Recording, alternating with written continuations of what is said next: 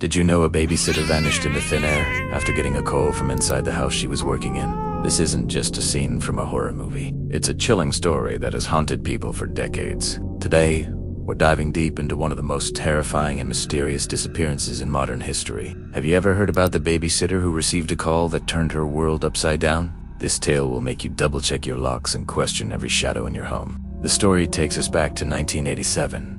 In the seemingly quiet suburbs of Seattle, a typical night for a 16-year-old Janine Thompson was about to become anything but. She was a responsible and well-liked teenager, earning some extra cash by babysitting for a local family. The house was a beautiful, large home in a respectable neighborhood, the kind of place where you'd feel completely safe. The parents had gone out for the evening, leaving Janine in charge of their two young children, who were sleeping soundly upstairs. The house was quiet, the only sounds being the gentle hum of the refrigerator and the distant murmur of the television. It was the perfect picture of suburban tranquility. As the evening wore on, Janine settled onto the comfortable living room couch, probably flipping through a magazine or watching a late-night show. Then, the phone rang, its sudden, shrill sound cutting through the silence. She picked it up, expecting it to be the parents checking in, but the voice on the other end was not one she recognized.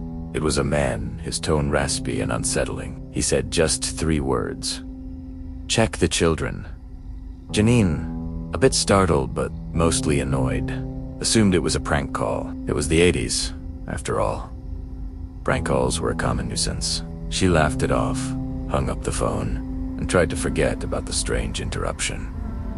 But the peace didn't last long. A few minutes later, the phone rang again. This time, when she answered, the same raspy voice was on the line, but it was no longer calm. It was urgent, demanding. "Check them now," he insisted. A cold wave of fear washed over Janine. This was different. This wasn't a joke anymore. Her heart started to pound in her chest. The playful annoyance she felt earlier had transformed into genuine panic. Her imagination began to run wild. Was someone watching the house? Did this man know she was there alone with the children? Her mind raced through a dozen terrifying possibilities. Her hands trembling, Janine hung up the phone and immediately dialed the police. She explained the situation, her voice shaking as she relayed the man's disturbing messages. The operator, sensing the fear in her voice, tried to keep her calm and assured her that they would trace the call. They told her to stay on the line while they worked.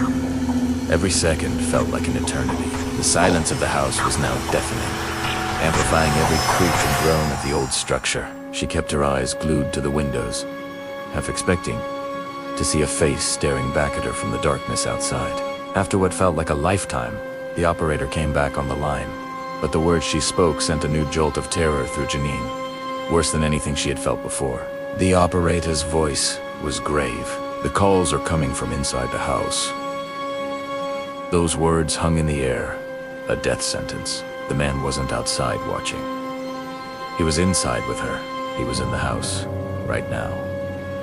The blood drained from Janine's face. She was trapped. Trapped with the children and a dangerous stranger who was toying with her from somewhere within the very walls she thought were safe. At that moment, her babysitting instincts, fueled by pure adrenaline, took over. The man had told her to check the children. Was it a threat? A warning? She had to know. She had to make sure they were okay. Dropping the phone, she bolted from the living room and flew up the stairs, her feet barely touching the steps. She burst into the children's bedroom, her heart hammering against her ribs. To her immense relief, the 2 kids were sleeping peacefully in their beds, completely unaware of the nightmare unfolding around them. They were safe. She let out a breath she didn't realize she was holding. But as she turned to leave the room, her relief evaporated.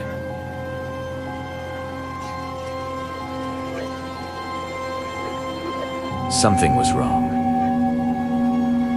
Terribly wrong. Standing in the hallway, she noticed it. The small, square door to the attic, usually shut tight, was now slightly ajar.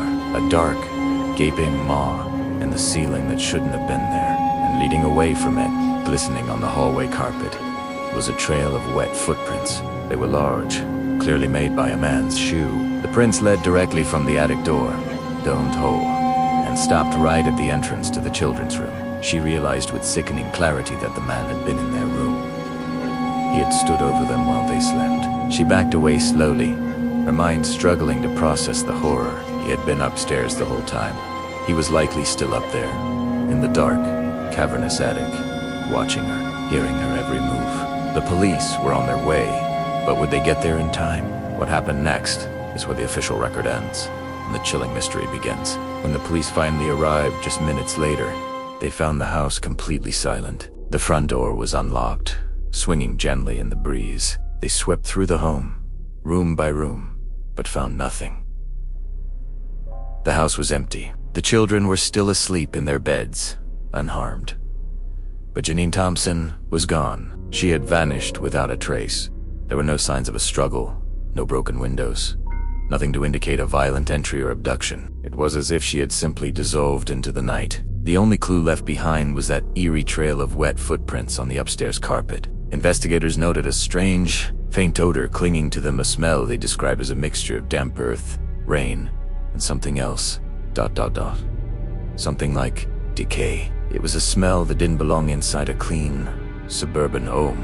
An extensive search was launched for Janine. Police scoured the neighborhood, interviewed friends and family, and chased down every possible lead, but nothing ever surfaced.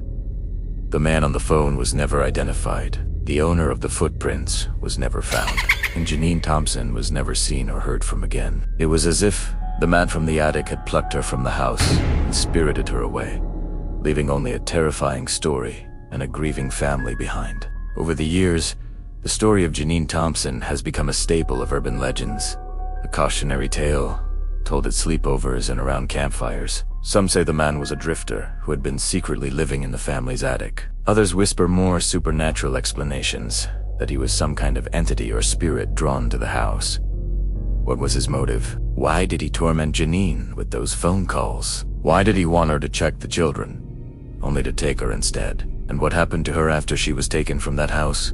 These are questions that have remained unanswered for over 3 decades, shrouded in mystery and fear. The case remains one of the most perplexing, unsolved disappearances. It taps into our deepest fears. The idea of an intruder not breaking in, but already being inside, hidden in the places we feel most secure. The thought that safety is just an illusion, and that terror can be lurking just a phone call away, or in the shadows of your own home.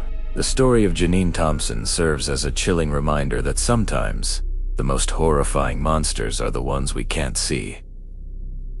What do you think happened that night? Was it a random, tragic crime, or something far more sinister and unexplainable? The details are so specific, so unsettling, that it's hard to dismiss it as just a story. The open attic door, the wet footprints, the smell of decay. It all paints a picture of pure terror. This story is a dark piece of American folklore, but every country has its own chilling legends. Comment your country below, and in a future video, I'll uncover its darkest and most terrifying legend for you. Don't forget to like this video if it sent a shiver down your spine, and subscribe for more deep dives into the world's most frightening mysteries.